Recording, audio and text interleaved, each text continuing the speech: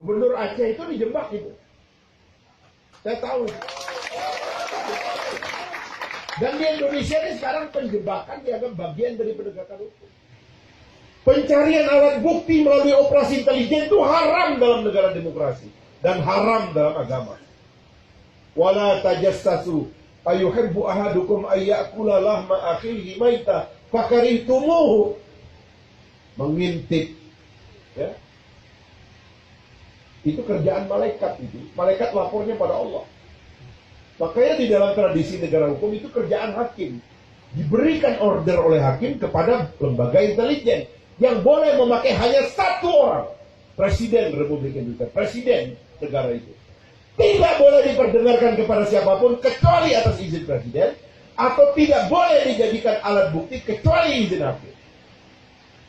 Sekarang ini seenaknya aja orang ngintip. Bahkan orang dijebak. Gubernur Aceh itu dijebak itu. Saya tahu. Dan di Indonesia ini sekarang penjebakan dianggap bagian dari penegakan hukum. Karena ada pasal di dalam undang-undang psikotropika itu tentang kontrol delivery.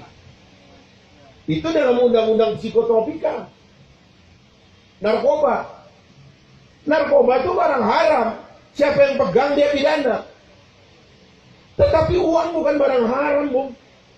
Anda nggak boleh pakai pasal kontrol delivery di situ, nggak boleh.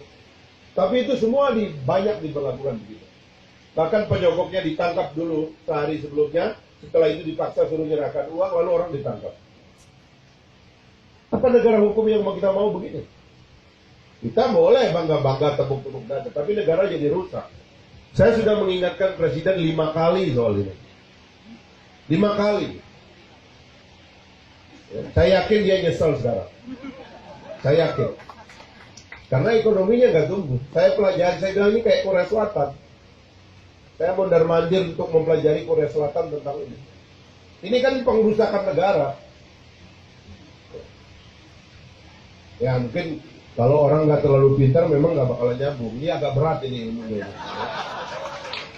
Profesor hukum juga kalau nggak ngerti filsafat rusak juga otaknya. Ya. Maka saya berani debat sama profesor hukum soal-soal keadilan dan gitu. Itu mendalam, nggak boleh main-main. Kita ini manusia. Kita ini hanya boleh berhukum dengan yang zahir. Itu panduan dari Rasul. Nggak boleh kita menghukum dengan yang tidak nampak. Maka penyadapan itu bukan pekerjaan. Lahirlah undang-undang intelijen di Indonesia. Dalam undang-undang intelijen jelas dikatakan itu tadi yang saya katakan. Intelijen itu, ya, alat bukti intelijen, hasil otak intelijen tidak boleh digunakan sebagai alat bukti. Titik itu. Itu hanya boleh dipakai untuk presiden. Tapi di kita itu yang utama. Nanti di ruang sidang tayangkan orang telepon pacarnya, masuk headline koran nomor 1, ya. Ya enggak gitu. Tapi hancurkan orang itu hidupnya dulu di media massa, hancurkan hidup orang itu di masyarakat. Nanti begitu kita hukum itu jadi gampang, masyarakat sudah terima. Apa begitu hukum? Itu hukum jahiliyah, Pak.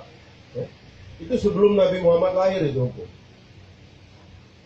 Nah ini sekali lagi ngurus negara itu berat, kata Dilan. Makanya dia nggak sanggup sebenarnya. Ya. Berat. Anda mengerti nggak bagaimana mendrive supaya polisi Anda menegakkan negara hukum?